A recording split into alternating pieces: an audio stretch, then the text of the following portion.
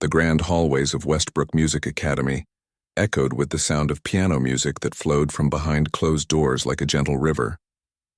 Maylin walked those hallways every day, carrying files and coffee, arranging schedules and smiling politely at the professors and students who barely noticed her. She had worked as an administrative assistant at the academy for nearly 3 years now, and most people only knew her as the quiet Asian woman from the front office.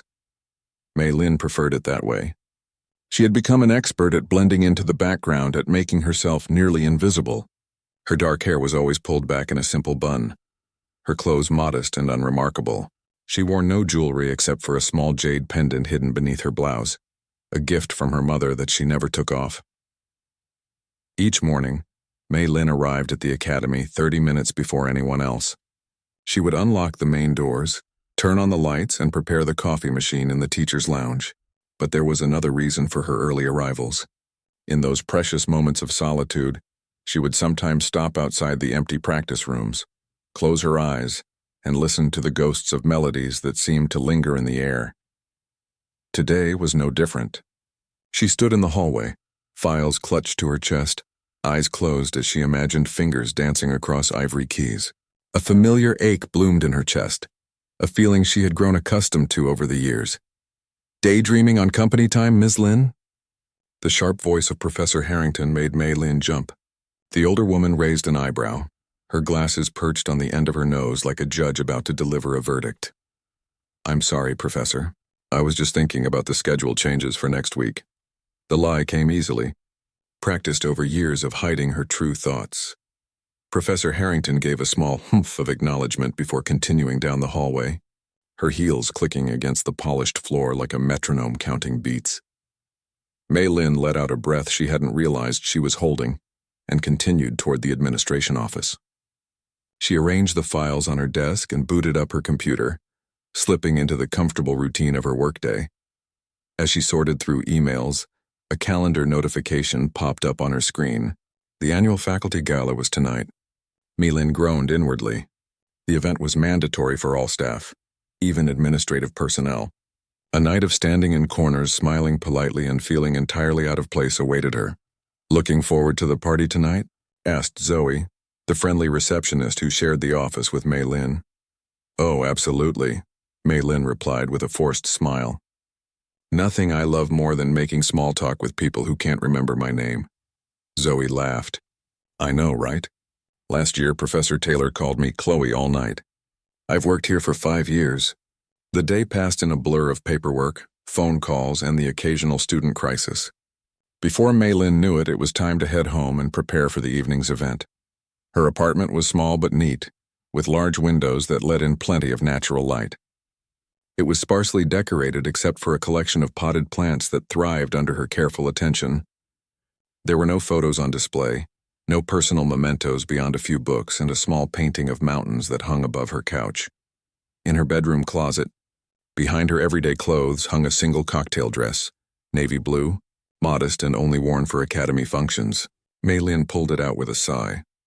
The fabric felt foreign in her hands, as if it belonged to someone else, someone who enjoyed social gatherings and making conversation with strangers. As she dressed, Maylin caught her reflection in the mirror and paused. Sometimes, like now, she barely recognized herself. At 32, her face still held a youthful softness, but her eyes told a different story. They were the eyes of someone who had seen too much, who had lost too much. 8 years ago, she had been someone else entirely. 8 years ago, her hands had created music that made people weep. 8 years ago, her future had stretched before her like an endless symphony, and then, in a single day, everything had changed. Maylin shook her head, dispelling the memories like cobwebs. That life was gone. She had made her peace with it, or at least she told herself she had. She arrived at the gala precisely 10 minutes after it began, late enough not to be the first, early enough not to be noticed slipping in. The Academy's grand hall had been transformed for the evening. Crystal chandeliers cast a warm glow over the space, and flower arrangements adorned every table. A string quartet played softly in one corner, providing elegant background music. "May, you made it!" Zoe waved from near the drinks table, her red curls bouncing with the movement. Maylin made her way over, grateful for the friendly face. "You look amazing," Zoe said, handing Maylin a glass of champagne. "I don't think I've ever seen you with your hair down." Maylin touched her hair self-consciously. She had decided at the last minute to leave it loose, the dark strands falling past her shoulders in gentle waves. "Thanks. You look lovely too." And she did. Zoe's emerald green dress complemented her fair skin and vibrant hair perfectly. For the next hour, Maylin did what she always did at these functions, smiled politely, answered questions about administrative matters, and gradually made her way around the room's perimeter, keeping close to the walls. She nodded at familiar faces and engaged in brief conversations when necessary, all while counting the minutes until she could reasonably leave without seeming rude. The evening might have continued in this unremarkable fashion if not for what happened next. Maylin edged her way toward a quiet corner. She found herself near one of the Academy's prized possessions, a beautifully restored Steinway grand piano that normally resided in the main concert hall. Tonight it had been moved to the gala as a centerpiece, its polished black surface gleaming under the chandelier lights. Maylin couldn't help herself. She paused, her eyes tracing the elegant curves of the instrument. Her fingers twitched at her side, a phantom memory of cool ivory beneath them. "Beautiful, isn't it?" said a deep voice beside her. Maylin startled and turned to find Dean Wellington standing next to her. He was a tall man with silver hair and sharp eyes that seemed to miss nothing. As the head of the Academy, he rarely interacted with administrative staff, and Maylin had spoken to him perhaps twice in all her years of employment. "Yes," she agreed quietly. "The Steinway Model D made in 1925, completely restored 3 years ago." The dean looked surprised. "You know your pianos." Maylin felt her cheeks warm. "I read about it in the Academy newsletter when it was restored." "Ah, of course." He nodded, his interest already fading as he spotted someone more important across the room. "Excuse me." Maylin remained by the piano, unable to pull herself away. She glanced around to make sure no one was watching, then reached out a single finger and pressed one key, G above middle C. The note rang out, clear and true before being swallowed by the noise of the party. "Do you play?" The question came from Professor Reynolds, the arrogant head of the piano department. He had approached without Maylin noticing, a glass of whiskey in his hand and a condescending smile on his face. "No," Maylin said quickly. "Too quickly, really? You seemed quite entranced." His tone was mocking. "Perhaps you have hidden talents, Miss Lin," she supplied. "Maylin, I work in administration." "Ah, yes. Filing and answering phones and such." He waved his hand dismissively. Then his eyes lit up with a gleam that made Maylin's stomach tighten. "Why don't you play something for us?" "I don't play," Maylin repeated more firmly this time. But Professor Reynolds had already raised his voice. "Ladies and gentlemen, our administrative assistant has been admiring our Steinway all evening. I think she should favor us with a performance." Conversations halted. Heads turned. The string quartet stopped playing. Suddenly, Maylin found herself the center of attention, the very thing she had spent years avoiding. "I really don't," she began, but Professor Reynolds cut her off. "Come now, don't be shy. Even a simple tune would do. Surely everyone knows at least a little Chopsticks or Heart and Soul." There was scattered laughter. Maylin felt heat rising in her cheeks, spreading down her neck. She looked around desperately for an escape, but found herself surrounded by curious onlookers. Even Dean Wellington was watching with interest now. "I think that's a wonderful idea," the dean said, mistaking her hesitation for simple nervousness. "Everyone at Westbrook contributes to our artistic community in some way." Maylin felt trapped. Her heart hammered in her chest, and for a moment she thought she might faint. This was exactly why she kept to herself, why she blended into the background, to avoid moments like this. Professor Reynolds took her elbow and guided her toward the piano bench. The touch made her flinch, but she couldn't pull away without causing more of a scene.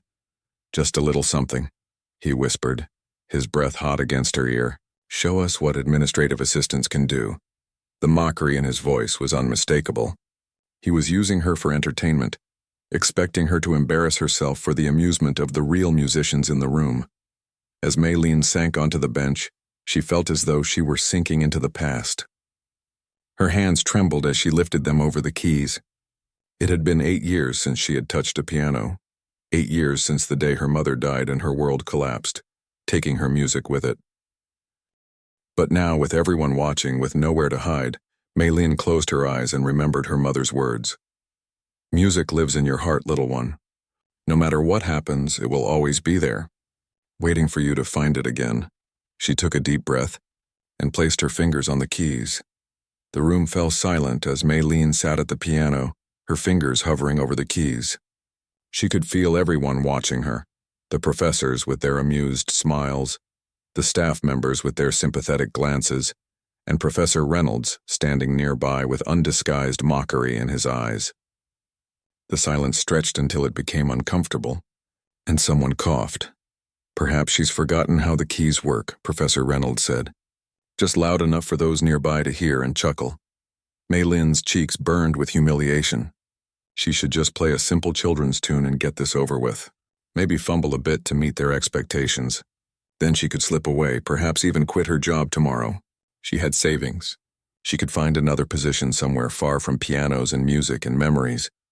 But as her fingertips touched the cool ivory, something shifted inside her. The familiar sensation of keys beneath her fingers sent a jolt through her body, like an electric current. She closed her eyes, shutting out the watching crowd.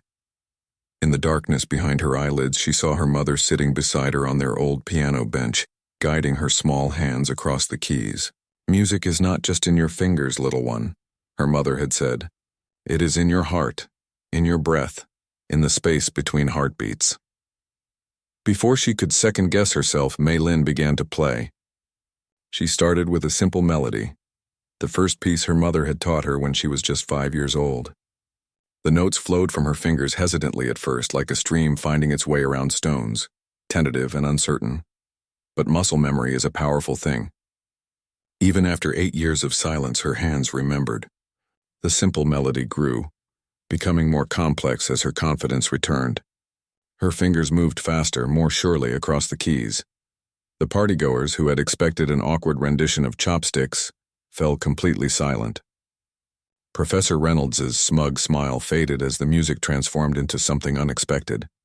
The opening notes of Chopin's Nocturne in E-flat major, Op. 9, No. 2, Maylene was no longer in the Grand Hall of Westbrook Music Academy.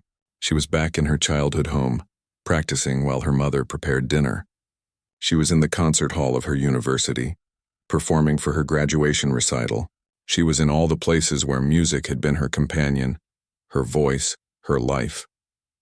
The nocturne flowed from her fingers with a depth of emotion that caught everyone off guard.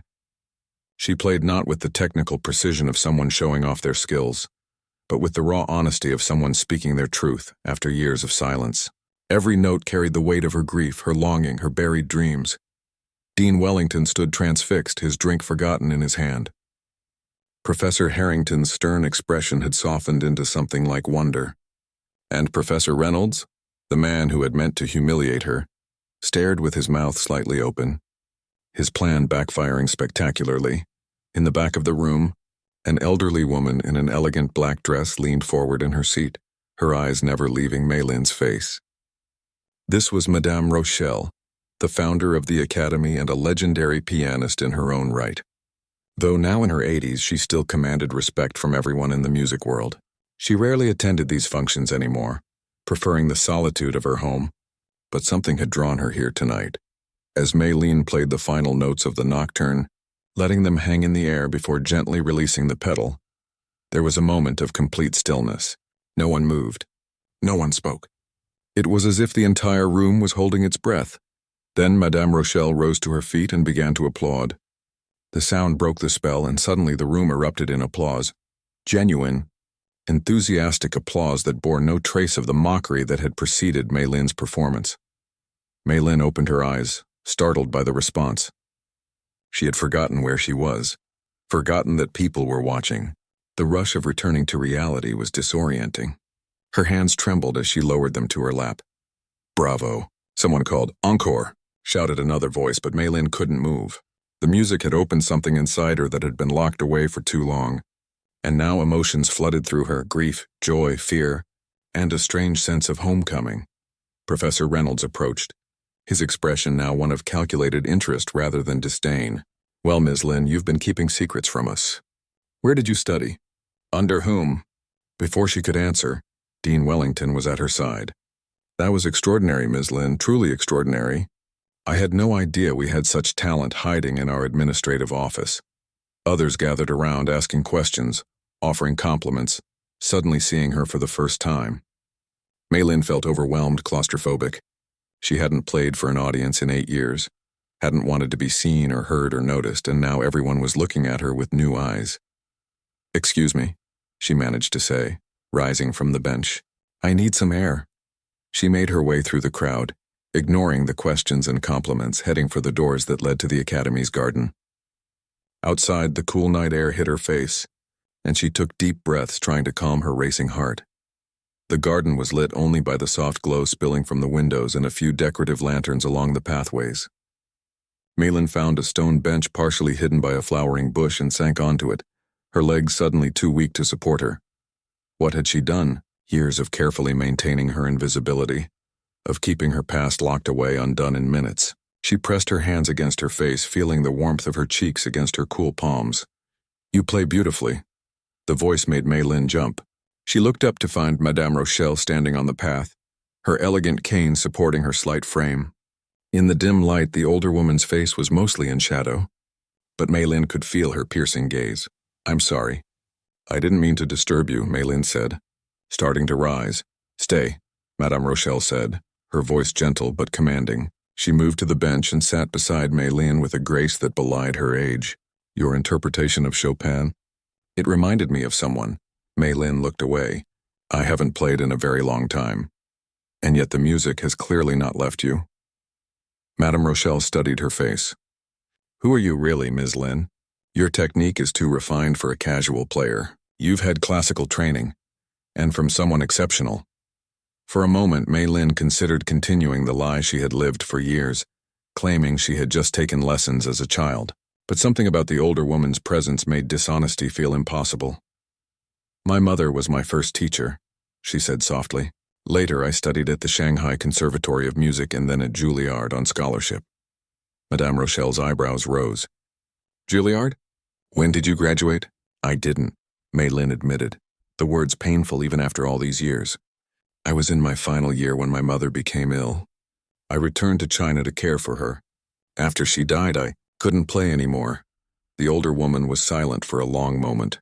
"The music I heard tonight was not the music of someone who cannot play. It was the music of someone who has been afraid to play." The words hit Mei-Lin like a physical blow. She had never thought of it that way. But perhaps Madame Rochelle was right. It wasn't that she couldn't play. It was that she had been too afraid of what would happen if she did, afraid of the emotions that music would unleash. "Why do you work here?" Madame Rochelle asked. "Surrounded by music every day, yet denying yourself the joy of creating it? That seems like a particular kind of torture." Mei-Lin looked out into the dark garden. "After my mother died, I tried to return to Juilliard to finish my degree.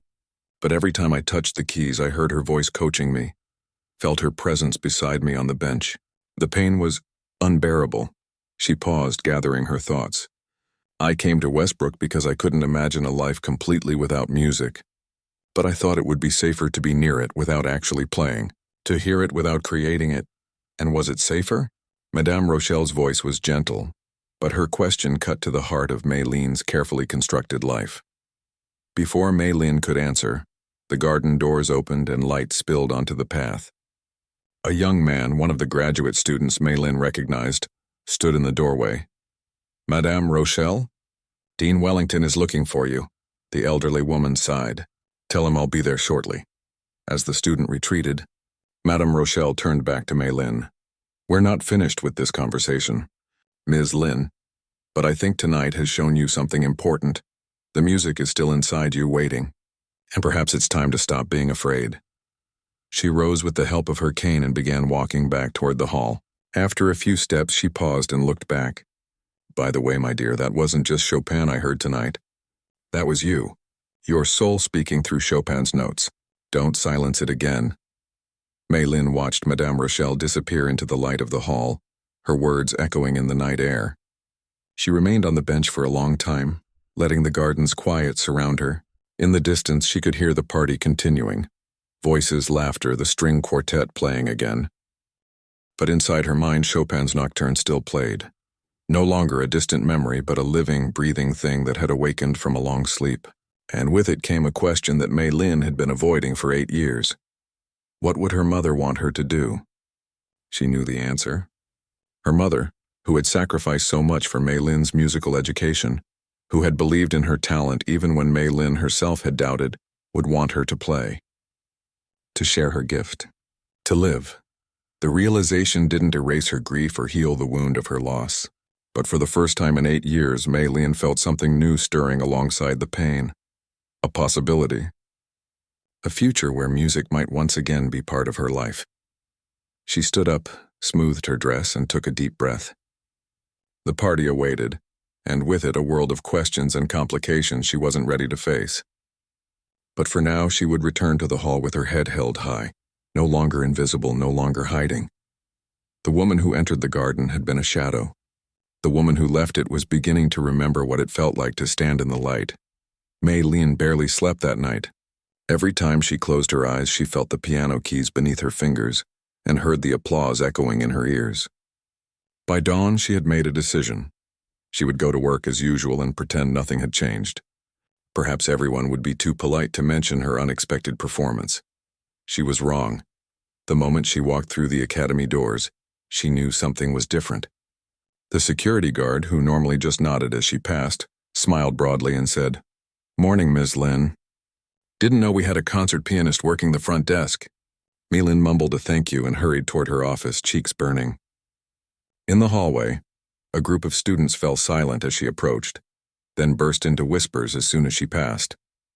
One brave soul called out, "That was amazing last night, Ms. Lin." By the time she reached the administration office, Mei Lin felt like she had run a gauntlet. She slipped into her chair and switched on her computer, hoping to lose herself in work.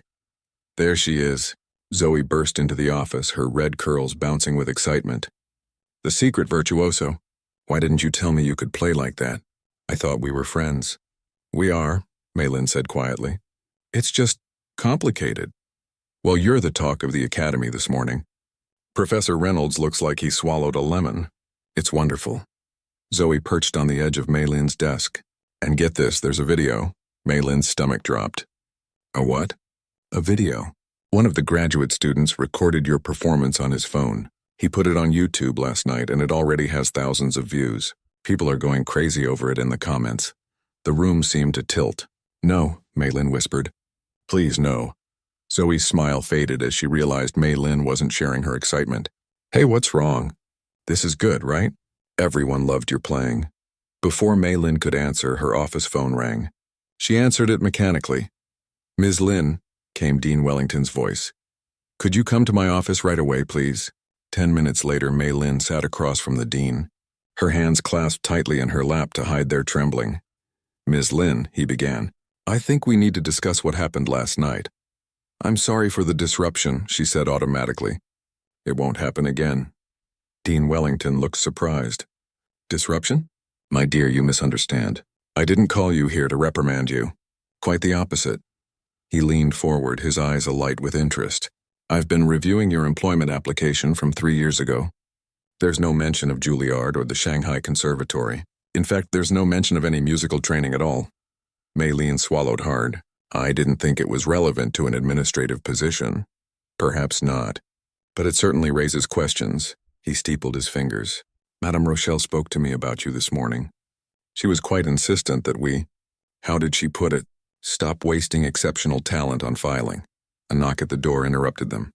Professor Reynolds entered without waiting for a response, his thin face set in lines of forced politeness. "Ah, you're here," he said to Mei Lin, not quite meeting her eyes. "I wanted to apologize for putting you on the spot last night. Had I known about your background, I would never have—" He trailed off, clearly uncomfortable. "It's fine," Mei Lin said, wishing she could disappear. "Actually," said Dean Wellington, "I'm glad you're here, Reynolds. I was just about to discuss a proposition with Ms. Lin." He turned back to Mei. "We have a situation. Professor Chen, who teaches piano to our younger students, has taken a leave of absence for health reasons. We need someone to fill in, at least temporarily." Mei Lin's heart began to race. "I'm not a teacher, but you are a pianist," Dean Wellington countered. One trained at two of the most prestigious music institutions in the world. And while credentials are important, what we saw last night was something beyond credentials. It was artistry. I haven't played in 8 years, Mei Lin protested. One piece at a party doesn't qualify me to teach. I agree, Professor Reynolds said quickly. Dean Wellington shot him a look. You hadn't played in 8 years, yet you sat down and performed Chopin with more feeling than most of our faculty could muster after a month of practice. He softened his tone. Ms. Lin May, talent like yours doesn't vanish. It waits. The words echoed Madame Rochel's from the night before. Mei Lin felt cornered. I don't know if I can, she said honestly. Just consider it, Dean Wellington urged. We can start small, perhaps 2 or 3 of our youngest students. If it doesn't work out, no harm done. You can return to administration. Mei Lin left the meeting with a promise to think about it, but her mind was already made up. She couldn't do it. Teaching meant playing. Playing meant feeling.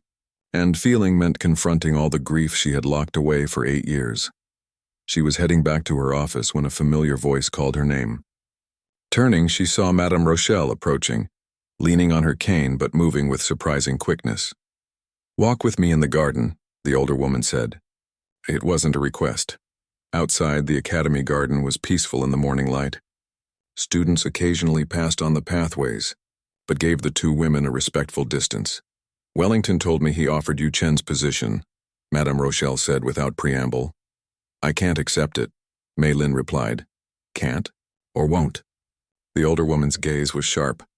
There's a difference, you know. Mei Lin looked away. I'm not ready to play again. And yet you did play. Quite beautifully. Madame Rochelle stopped by a bench, the same one they had sat on the night before, and lowered herself onto it. Sit with me. My old legs need a rest. Mei Lin obeyed, though she kept some distance between them. Did you watch the video? Madame Rochelle asked. Mei Lin shook her head. You should. Not for the comments or the views, but to see what I saw. What everyone saw. A woman remembering who she is. The elderly pianist reached into her handbag and pulled out a small tablet. Here, I've queued it up for you. Reluctantly, Mei Lin took the device. On the screen was a paused video, the thumbnail showing her at the piano the night before. With a trembling finger, she pressed play. The video quality was surprisingly good. It showed her sitting rigid at first, then gradually relaxing as the music took over. The camera moved closer, capturing her face as she played. Eyes closed, expression transforming from fear to something like peace. In the background, she could see the partygoers' reactions changing from amusement to astonishment. But what struck her most was the sound. Her playing was not perfect. There were small hesitations, tiny fumbles that only another pianist might notice. But there was something in it that transcended technical precision. There was life.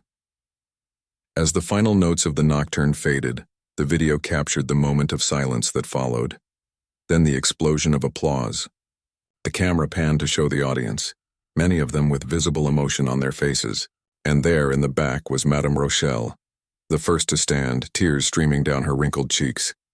Mei Lin handed the tablet back, her own vision blurred by tears. I don't understand, she whispered. Why did it affect people that way? Madame Rochelle took Mei Lin's hand in her own.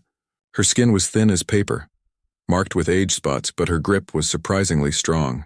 Because, my dear, true music is never just about the notes. It's about the soul behind them.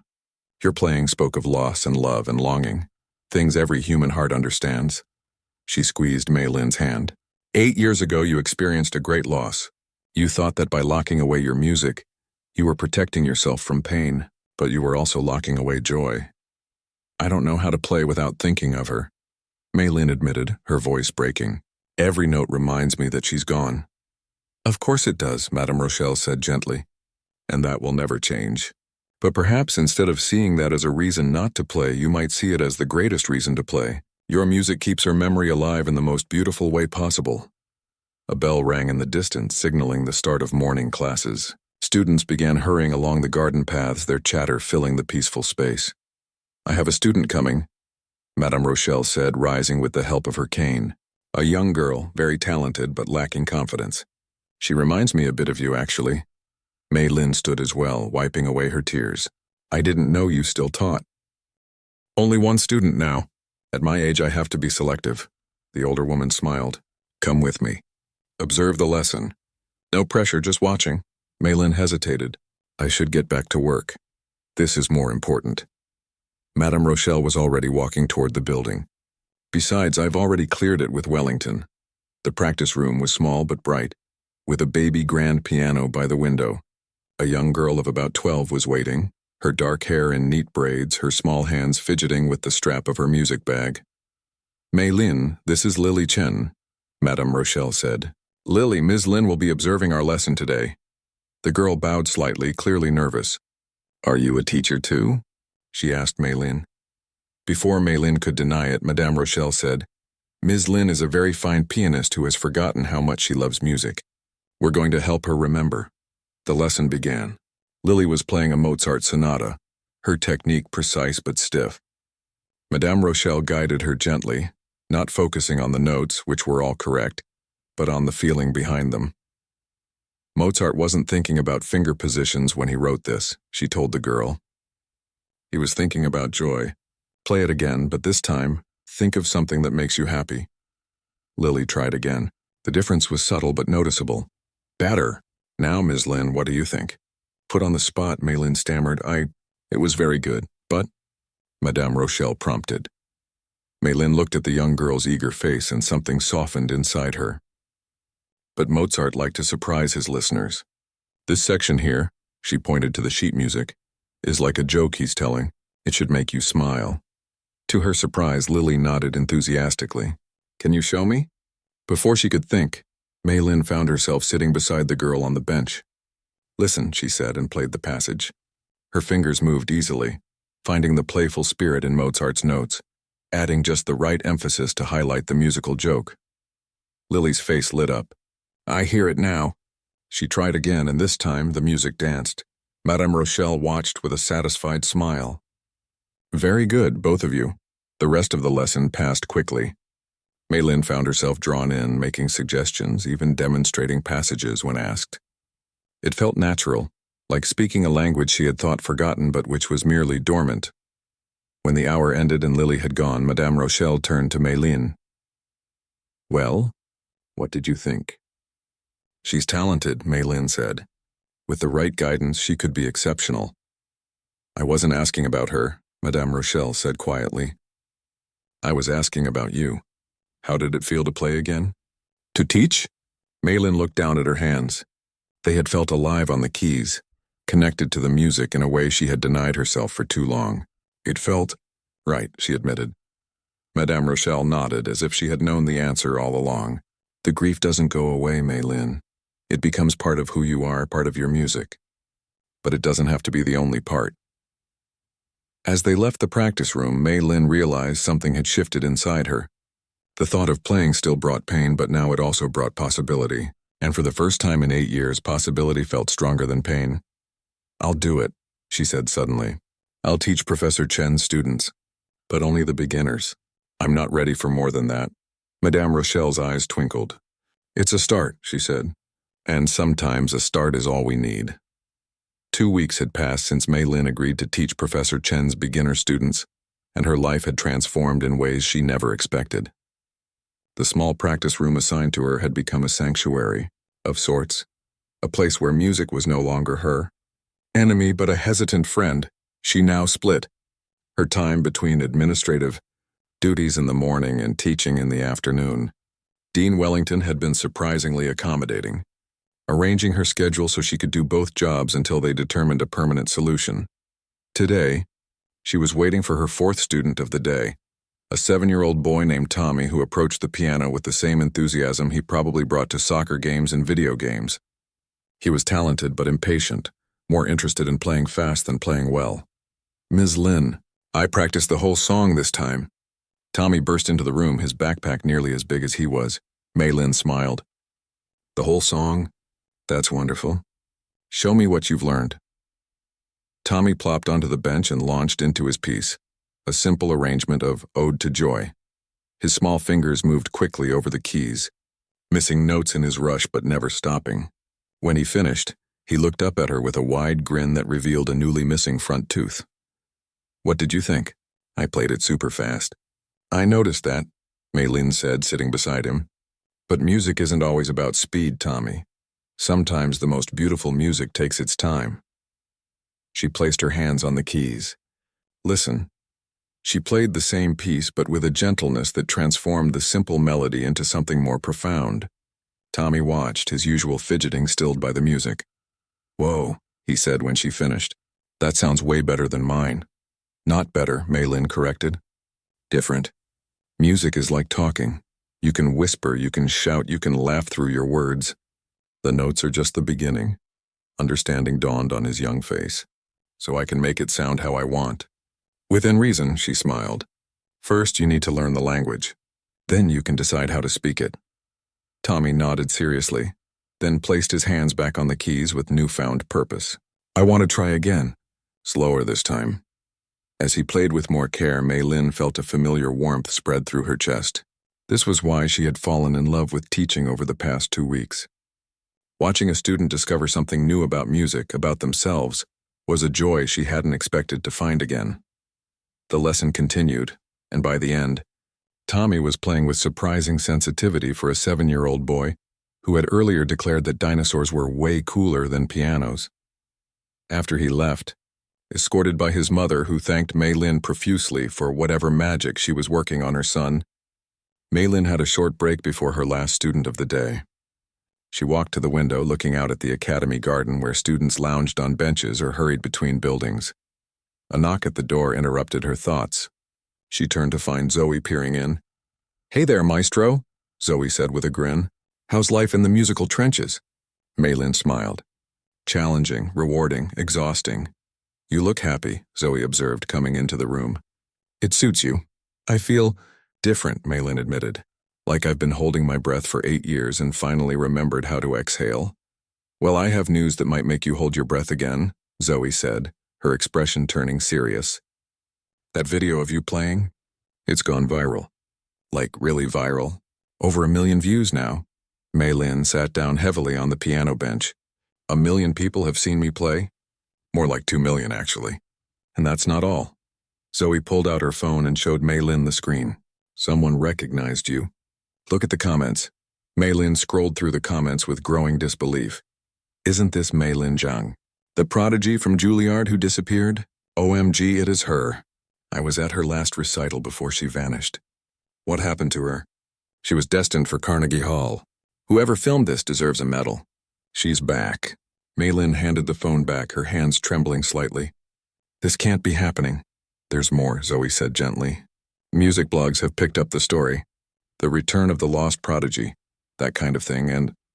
She hesitated. "Someone from the New York Philharmonic called the Academy this morning. They're looking for you." The room seemed to spin. Maylin gripped the edge of the piano to steady herself. "No," she whispered. "I'm not ready for this. I'm just beginning to teach beginners. I can't..." "There you are." Both women turned to find Madame Rochelle in the doorway, leaning on her cane. Her sharp eyes took in the scene, understanding immediately. "You've told her about the video," she said to Zoe. It wasn't a question. Zoe nodded. She needed to know. "Indeed." Madame Rochelle turned to Maylin. "The world has a long memory for exceptional talent, my dear." "You couldn't hide forever." "I wasn't hiding," Maylin protested. "I was surviving. And now?"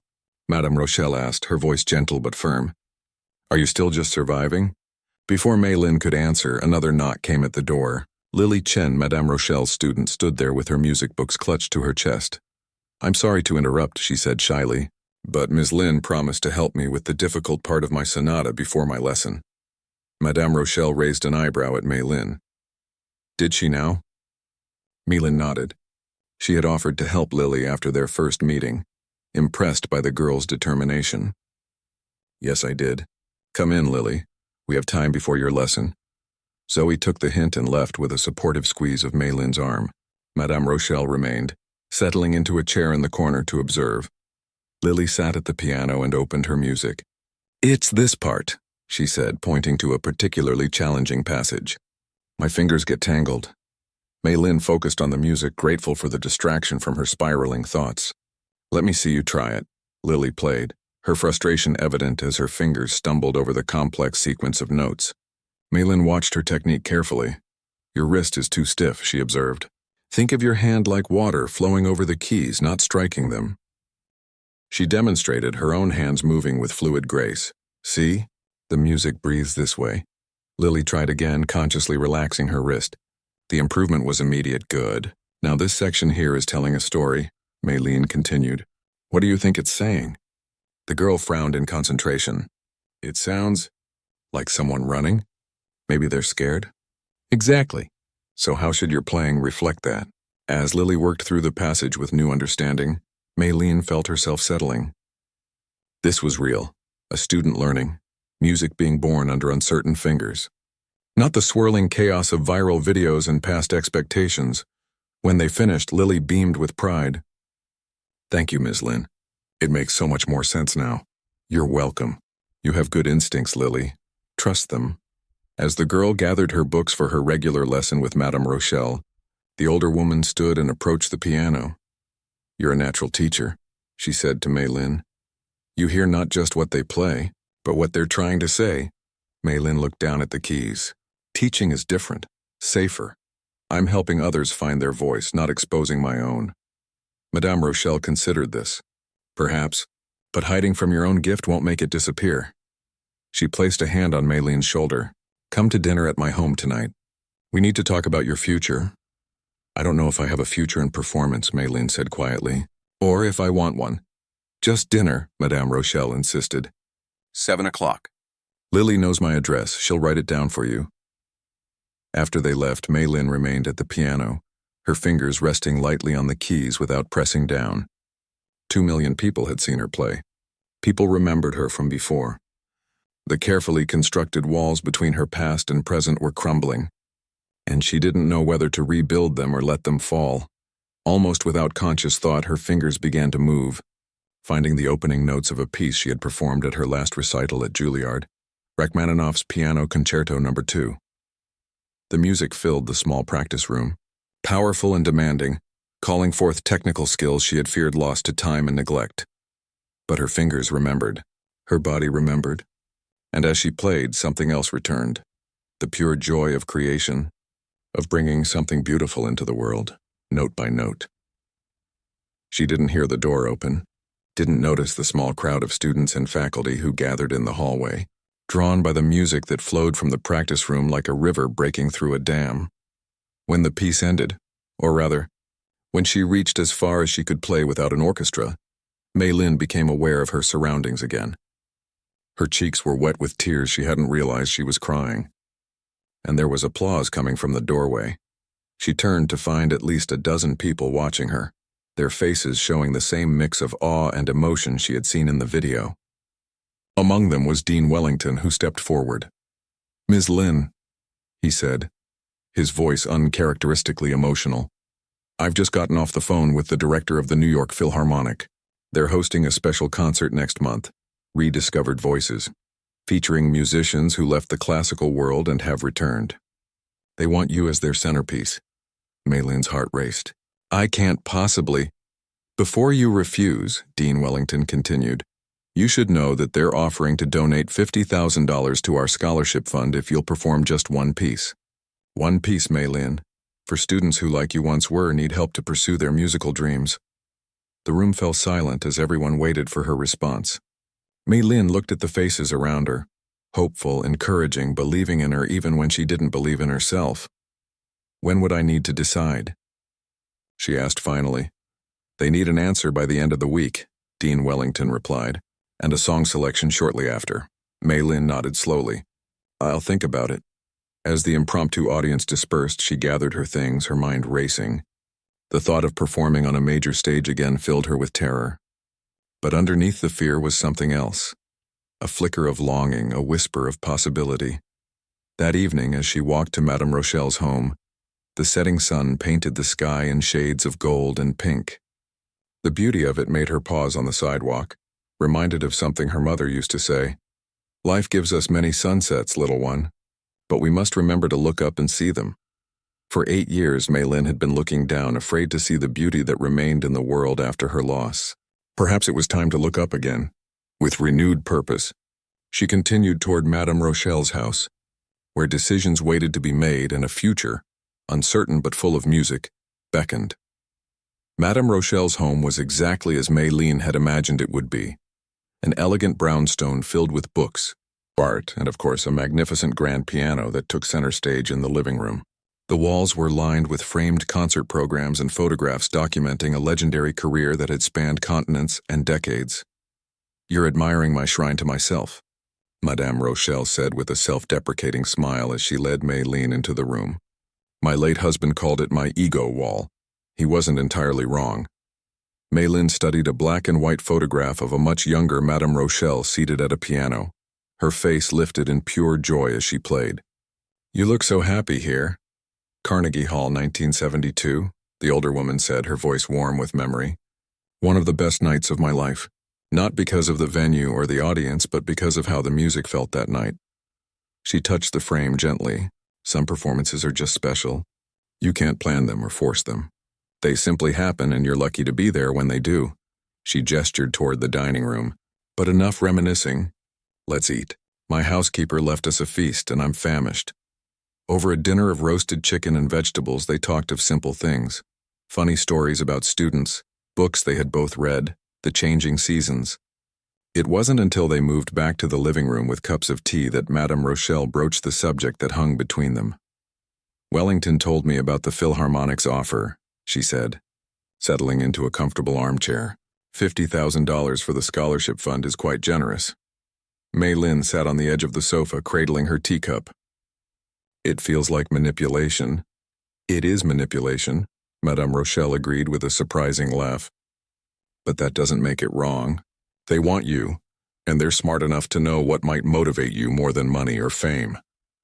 "I don't know if I can do it," Maylene admitted. "Not just technically. It's been so long since I've performed. But emotionally. To be on stage again, to be seen that way."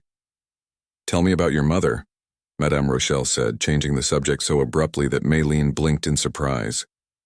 "My mother?" "Yes. The woman whose death took you away from music.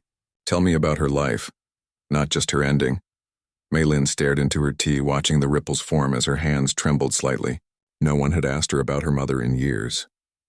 She had kept those memories locked away, too precious and painful to share. "She was extraordinary," Maylene began hesitantly. "She grew up during the Cultural Revolution in China, when playing Western classical music could get you in trouble. She learned piano in secret, practicing on paper keyboards when a real piano wasn't available. When things changed and Western music was allowed again, she became a teacher. The words came easier now, memories surfacing like treasures long buried. She never had the opportunities she wanted as a performer, so when she saw my interest in piano, she poured everything into my training. We didn't have much money, but somehow she found a way to get me lessons with the best teachers she could afford." Madame Rochelle listened intently, her eyes never leaving Maylene's face. "When I was accepted to the Shanghai Conservatory, she wept with joy. And when the scholarship to Juilliard came years later, she sold our small apartment to afford my plane ticket and first month's living expenses in New York." Maylene's voice cracked. "She believed in me more than I believed in myself." "She sounds like a remarkable woman," Madame Rochelle said softly. She was. But then she got sick, lung cancer. It moved quickly. I was in my final year at Juilliard when the call came. I flew home immediately. Maylene took a deep breath. The last 3 months of her life, I played for her every day in her hospital room on a small keyboard someone had donated. Sometimes she was too weak to open her eyes, but she would smile when I played her favorite pieces. "And after she was gone, you couldn't bear to play anymore," Madame Rochelle concluded. Maylene nodded. "The music was too entwined with her. With losing her." She looked up, meeting the older woman's gaze. "But these past few weeks, teaching and playing again, I've started to feel something different. It's like maybe the music doesn't just remind me of losing her, maybe it connects me to her still." Madame Rochelle set down her teacup and rose from her chair with the help of her cane. She walked to the grand piano and opened the lid. "Come," she said, patting the bench beside her as she sat. "I want to show you something." Maylene joined her, the familiar smell of polished wood and ivory keys bringing a rush of comfort. "When I was about your age," Madame Rochelle began, her fingers finding a gentle melody on the keys, "I lost my first child, a daughter stillborn at full term." Her hands never faltered as she spoke, the music flowing beneath her words. "For months I couldn't play. The joy had gone out of everything, especially music. She looked at Mei Lin, her eyes bright with unshed tears. My husband finally said something I've never forgotten. He said, "Alessandra, your silence doesn't honor her memory. It buries it." The melody changed, becoming something more complex, more emotional. So I wrote this piece for her. The daughter I never got to know. And when I play it, she lives again, if only in the music. Mei Lin listened, transfixed by both the story and the composition. It was beautiful, sorrowful yet somehow hopeful, like sunrise after the darkest night. When Madame Rochelle finished, she took Mei Lin's hands in her own. Your mother gave you two gifts, life and music. By rejecting one, you dishonor both. The words struck Mei Lin like a physical blow. She had never thought of it that way, had never considered that her abandonment of music might be a betrayal rather than a tribute. What would she want for you, Mei Lin? This woman who sold her home to send you to Juilliard? Who smiled at your playing even as she was leaving this world? Mei Lin closed her eyes, allowing herself to truly remember her mother's face, not just in illness but in life. Her fierce pride when Mei Lin mastered a difficult piece, her joy in music even when it wasn't her daughter playing, her whispered words in those final days. Promise me you'll keep playing, little one. The world needs your music. A promise Mei Lin had broken she would want me to play. Mei Lin whispered, opening her eyes. She would be heartbroken to know I stopped. Madame Rochelle nodded. Then perhaps this invitation is not just an opportunity but a reckoning. A chance to keep your promise at last. Later that night in her apartment, Mei Lin sat in the dark thinking. The tea with Madame Rochelle had shifted something fundamental inside her. For 8 years she had believed that playing would betray her grief, would somehow diminish the magnitude of her loss. Now she wondered if the opposite was true, if her silence had been the real betrayal. She opened her laptop and found the email Dean Wellington had forwarded from the Philharmonic. The concert was in 4 weeks. Not much time to prepare after such a long absence from serious practice. But perhaps enough. Her finger hovered over the keyboard. If she said yes, there would be no turning back. She would need to commit fully, to step back into a world she had fled, to be seen, heard, judged. A memory surfaced. Her mother teaching her to play her first song, their hands side by side on the keys of their old upright piano. Music is a conversation, little one, her mother had said. Between you and the composer, you and the audience, you and your own heart. Never stop listening. For 8 years, Mei Lin had silenced that conversation. Perhaps it was time to speak again. She typed her response, a simple yes, and pressed send before she could change her mind. The next 4 weeks passed in a blur of preparation. Mei Lin continued teaching her students, finding that their joy in learning fueled her own rediscovery of the music. But every spare moment was devoted to practice. She chose Rachmaninoff's Piano Concerto No. 2 for her performance, the piece she had been working on when she left Juilliard, the piece she had never finished learning. It was ambitious, perhaps too ambitious after so long away from serious performance, but it felt right. A completion of what had been interrupted. Madame Rochelle coached her, offering technical advice and emotional support in equal measure. You're not the same pianist you were 8 years ago, she told Mei Lin. You're better. You understand more about life now, about loss and resilience. Let that wisdom flow through your playing. The night of the concert arrived with startling speed. Backstage at Lincoln Center, Mei Lin paced in her dressing room, her heart racing. She wore a simple black dress, her mother's jade pendant visible at her throat. A knock at the door preceded Zoe's entrance. Her friend had flown to New York for the performance along with several other staff members from Westbrook Academy. You look like you're about to face a firing squad, Zoe said, giving Mei Lin a hug. Remember, they already love you. 2 million views, remember? Mei Lin smiled weakly. That was different. I didn't know I was being recorded. I wasn't trying to perform. Maybe that's the secret, Zoe suggested. Don't try to perform tonight. Just play like you do for your students, like you did that night at the party. Another knock and the stage manager appeared. 5 minutes, Ms. Zhang. Left alone for the final moments before her performance, Mei Lin closed her eyes and did something she hadn't done in years. She spoke to her mother. I'm scared, she whispered. But I'm playing again, Mom. I kept my promise finally. She touched the jade pendant. If you can hear me somehow, be with me tonight.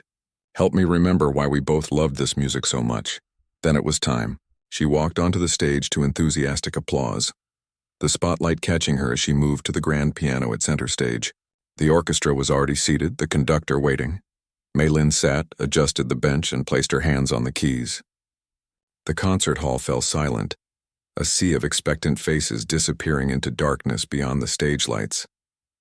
In that moment of perfect silence, Maylin felt a strange calm settle over her. She wasn't alone here. Her mother's love, her students' trust, Madame Rochelle's wisdom, all were with her. And most importantly, the music was with her, patient and forgiving, waiting for her return. She nodded to the conductor, and the orchestra began the opening bars of the concerto.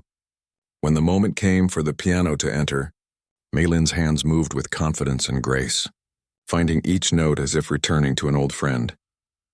The music filled the hall, powerful and emotional, speaking of loss and love, struggle and triumph.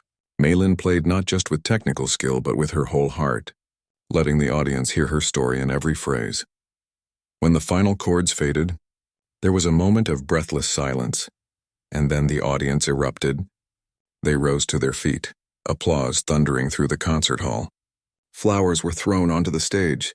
Someone shouted, "Bravo!" Maylin stood, tears streaming down her face, and bowed. As she straightened, she felt a strange sensation, as if warm hands rested briefly on her shoulders in a gesture of pride and love. "Thank you, Mom," she whispered. "For everything."